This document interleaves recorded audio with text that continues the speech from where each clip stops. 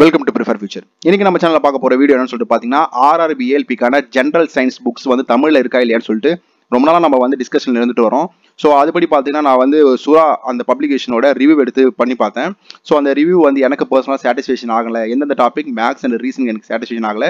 ஜிஎஸ்ஜிகே வந்து medium level இருக்குது அப்படின்ற மாதிரி சொல்லியிருந்தேன். அபய் பப்ளிகேஷன் அதுக்கப்புறம் இன்னொரு புக்கு சக்தி பப்ளிகேஷன் அது ரெண்டுமே நான் ஒன்றும் பார்க்கல. பார்த்தா கம்பல்சரி நான் ரிவ்யூ பண்ணுறேன். ஸோ அது வரைக்கும் நம்ம என்னடா பண்ணலாம் அப்படின்னு சொல்லிட்டு யோசிச்சிருப்ப நிறைய பேர் வந்து தமிழ் எனக்கு வேணும், ஸ்டடி மெட்டீரியல்ஸ் வேணும்னு சொல்லிட்டு கேட்டிருந்தீங்க.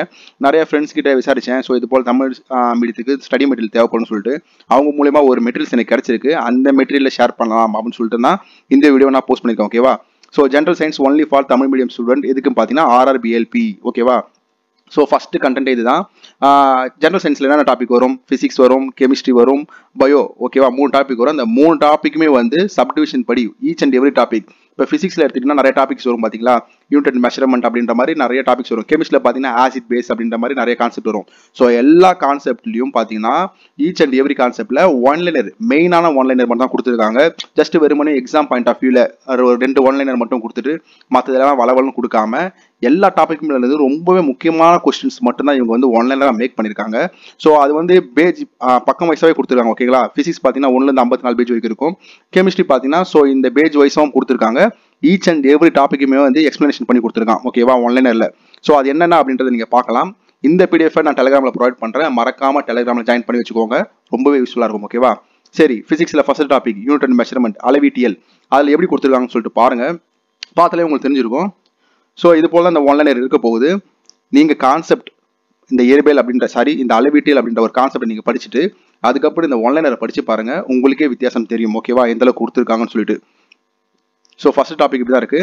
செகண்ட் டாபிக் பொருளின் தன்மை, அமைப்பு அண்டு நிலை மாற்றம் அப்படின்ற ஒரு டாபிக்லையும் பார்த்தீங்கன்னா இது போல எக்ஸ்பிளனேஷன் பண்ணி கொடுத்துருக்காங்க. ஓகேவா? முடிக்காம அந்த கான்செப்ட் ஒரு என்னென்னலாம் கேட்பாங்களோ அது எல்லாமே ஒரு டேப்லெட் கால மாதிரி கொடுத்துருக்காங்க. இம்பார்ட்டன்ட் எல்லாமே கவர் பண்ணியிருக்கான். ஓகேவா?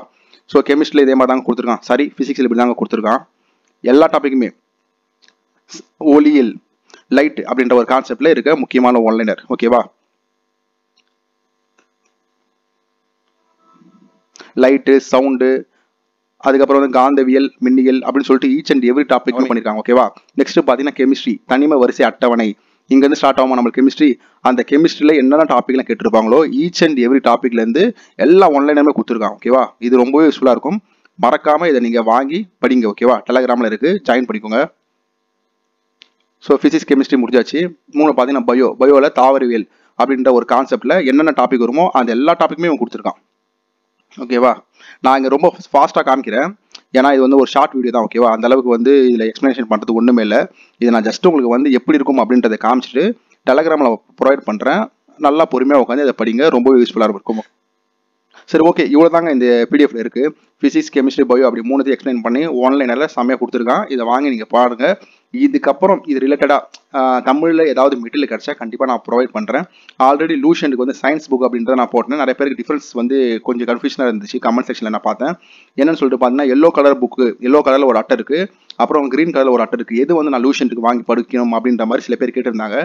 எல்லோ கலர் பார்த்தீங்கன்னா வெறும் ஜிகேக்கு மட்டும்தான். அதுவும் ஜிஎஸ் கவராக இருக்கும். ஓகேவா? ஜென்ரல் நாலேஜ், கம்ப்ளீட்டாக ஜென்ரல் நாலேஜுக்கு அந்த லூஷன் புக்கு அதுவும் ஜிஎஸ் கவராக இருக்கும்.